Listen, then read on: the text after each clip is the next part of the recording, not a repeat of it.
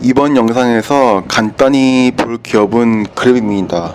그랩이라는 기업인데, 이 그랩은 아마도 동남아에 사시는 분들은 그랩이라는 모바일 어플리케션이 없이는 생활이 불가능할 것이고, 동남아에 사시지 않는 분들이라면 그랩이 뭔지 모르시는 분들이 많을 겁니다.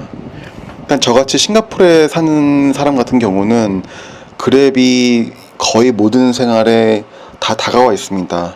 일단 그랩이 차량 공유, 동남아에서 차량 공유 사업을 하고 있고, 또한 한국의 배달의 민족과 같이 음식 배달 사업도 하고 있고, 또는 퀵 서비스 같은 거 그랩 익스프레스도 하고 있고, 또는 좀 허접하게나마 일반 투자 상품도 하고 있습니다. 일반적으로 제가 뭐 알고 있는 머니 마켓 펀드 MMF 같은 그런 상품도 하고 있고, 또한 이제는 그랩 관련돼 가지고는 그랩페이, 그러니까 모바일 페이처럼 그랩페이라는 것도 있습니다. 일반적으로 싱가포르에서는 상용화가 매우 되어 있는데, 많은 매장에서 그랩페이를 통해 모바일 페이를 할 수도 있습니다. 이런 식으로 그랩은 동남아에서는 정말 없어서는 안 될 그런 기업이고, 그랩이라는 앱이 없이 생활하는 게 참 불편할 정도로 그랩은 많이 보편화되어 있습니다. 그러면 그랩을 제가 종목으로 봤을 때 투자를 해야 하냐 말아야 되냐 봤을 때, 일단 저 같은 경우는 그랩을 어느 정도 발을 담갔습니다. 자세히 보진 않고, 이 기업은 제가 다른 종목처럼 좀 심각하게 투자한 건 아니고, 일반적으로 발만 담궜을지란 또 적지 않은 금액으로 발을 담근 기업인데, 이 기업을 갖다가 이 5.5불 또는 8불이던 9불이던 이 주가가 적정한 주가인지 아닌지를 저한테 물어보신다면 이건 정말 알기 힘듭니다.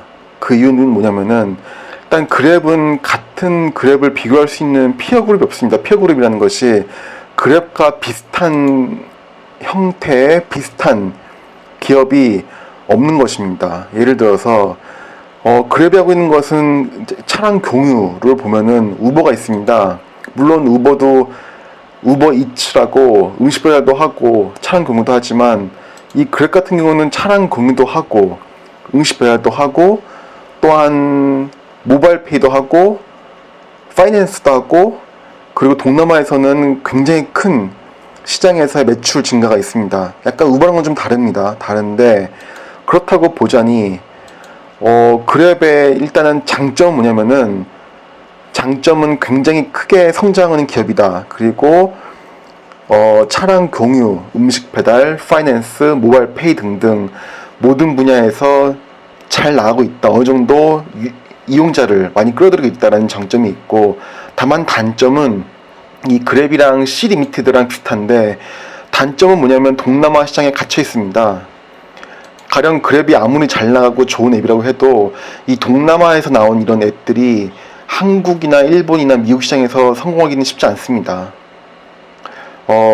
C도 마찬가지인데, C 리미티드에서 나온 예를 들어 셔피 같은 이커머스 플랫폼이 한국이라는 시장에서 살아남을 수는 없습니다. 왜냐면은 이게 동남아의 정서와 한국이나 다른 미국의 정서가 좀 다른 것 같은데, 일단은 그랩도 그렇고 C 리미티드도 그렇고, 일단 이런 것들은 동남아의 시장에 갇혀 있다는 것이 단점입니다. 어쨌거나 그랩은 좀 밸류에이션이 애매한 게, 이걸 벤치마크 할 만한 피어 그룹이 없습니다. 그래서 벤치마크는 힘들고, 다만 보면은 우버 같은 경우는 지금 봤을 때 연간 매출이 11빌리언이 좀 넘고, 그랩은 연간으로 봤을 때, 물론 뭐 코로나 팬데믹 때문에 좀 형편없긴 했지만, 연간으로 봤을 때 하프 빌리언밖에 안 됩니다. 그러니까 매출액의 규모가 있어서 거의 20배의 차이인데, 그럼에도 불구하고 시가총액으로 보면은 차이가 3배입니다. 그랩은 지금 시가총액은 보시면은 20빌리언, 20.61빌리언이고, 그리고 우버 같은 경우는 아마 60빌리언 정도 될 텐데, 다시 한번 보면은 우버는 지금 시가총액이 68빌리언, 한마디로 우버가 그랩보다 3배 좀 넘는 시가총액을 가지고 있고, 매출은 거의 20배 차이입니다. 그럼에도 불구하고 현재 그랩이 그나마 주가가 상장했을 때 대비해서 이렇게 폭락한 상장을 10% 했으니까 상장가의 거의 절반에 못 미치는 정도로 주가가 폭락했음에도 불구하고, 일단 시가총액은 우버의 3분의 1씩이나 된다라고 생각하실 수도 있겠습니다. 일단 그랩은 제가 발을 담근 이유는 일단은 제가 실생활에서 그랩이 없이는 생활이 불가능할 정도로 그랩을 저는 굉장히 필요하게 쓰고 있고, 다만 그랩이, 결론부터 말씀드리면 저는 그랩을 잘 모르겠습니다. 이게 좀 애매한데, 제가 어닝콜을 좀 보면은, 일단 이 기업은 크게 보면은 사업은 네 가지입니다. 네 가지긴 한데, 일단 세 가지로 볼 수 있는데, 네 가지 중에 하나는 엔터프라이즈니까 빼고, 크게 세 가지로 보면은 딜리버리, 모빌리티, 그리고 파이낸셜 서비스입니다. 딜리버리는 음식 배달, 모빌리티는 차량 공유, 파이낸셜 서비스는 저희가 이제 페이 또는 MAF 같은 상품을 합니다. 이런 것들을 하는데, 일단 절대적으로 많은 비중을 차지하고 있는 것은 모빌리티. 하지만 팬데믹 때문에 모빌리티가 많이 수요가 줄어들었고, 그래서 상대적으로 딜리버리가 큰 비중을 차지하게 되었고, 어쨌거나 크게 보면 딜리버리, 모빌리티, 파이낸셜 서비스가 있고, 보면은 얘네들은 매출이라고 하지 않고 보통 얘네들이 많이 하는 컨셉은 그로스 머천다이즈 밸류입니다. 이게 뭐냐면, 가령 제가 그랩에서 피자를 한 판에 20불에 배달을 하면은 아마 그랩이 수수료를 얼마 떼갈 겁니다. 가령 그랩이 수수료를 1불 떼간다고 하면은 사실은 매출은 1불인데 얘네들은 그렇게 보면 너무 기업이 작아 보이기 때문에 일단 전체 거래량, 트랜잭션 밸류를 보는 겁니다.